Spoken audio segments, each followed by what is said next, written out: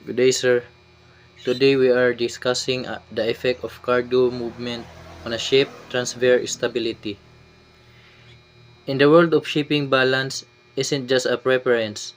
It is required for survival. To understand how a ship stays upright, we have to look at one golden rule.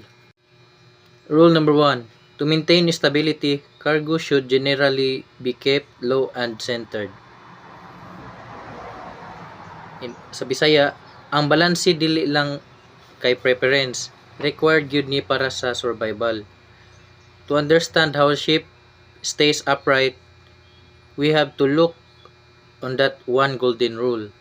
To maintain stability, cargo should generally kept low and centered. Number 2. When you say low, you are talking about vertical center of gravity.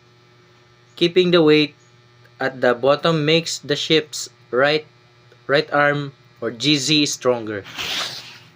Kung ang karga naa sa silong, mas dali mobalik ang barko sa tunga kung magpatuya-tuya kini sa balod. Pero kung top heavy gani ang barko, musaka ang center of gravity og delikado kayo kay basin dili na mobalik og diretso og mokapsize na hinuon. Number 3. When you say centered, you are talking about transverse center of gravity. This prevents a list which keeps the ship's deck from dipping into the water. When we say centered, we are talking about transverse center of gravity. Kinahanglan balanse ang karga gikan sa wala or port side padung sa tuo starboard side. Aron malikayan ang list o permanenteng kiling sa barko. Importante kini aron dili maunlod ang deck sa tubig. Kay any shift in cargo position changes the ship's balance, potentially leading to dangerous learning or sinking o malunod. Number 4.